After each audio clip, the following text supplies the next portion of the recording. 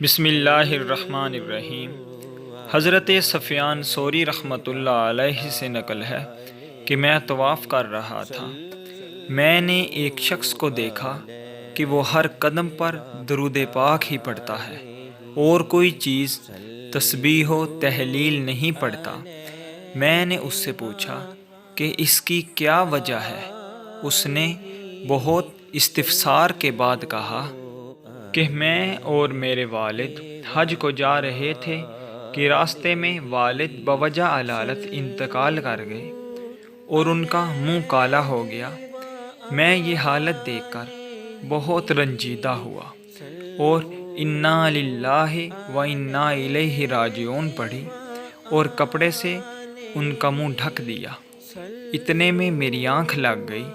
میں نے خواب میں دیکھا کہ ایک صاحب جن سے زیادہ حسین میں نے کسی کو نہیں دیکھا اور ان سے زیادہ صاف ستھرا لباس کسی کا نہیں دیکھا اور ان سے زیادہ بہترین خوشبو میں نے کبھی نہیں سونگھی، تیزی سے قدم بڑھائے چلے آ رہے ہیں۔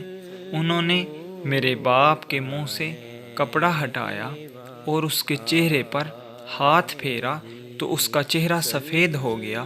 وہ واپس جانے لگے تو میں نے جلدی سے ان کا کپڑا پکڑ لیا اور میں نے کہا، اللہ تعالیٰ آپ پر رحم کرے، آپ کون ہو کہ آپ کی وجہ سے اللہ نے میرے باپ پر مسافرت میں احسان فرمایا؟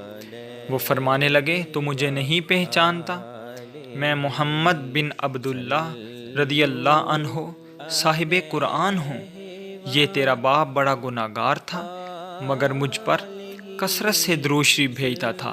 جب اس پر یہ مصیبت نازل ہوئی تو اس کی فریاد کو پہنچا ہوں، اور میں صلی اللہ علیہ وآلہ وسلم ہر اس شخص کی فریاد کو پہنچتا ہوں جو مجھ پر کثرت سے درود پاک پڑھے۔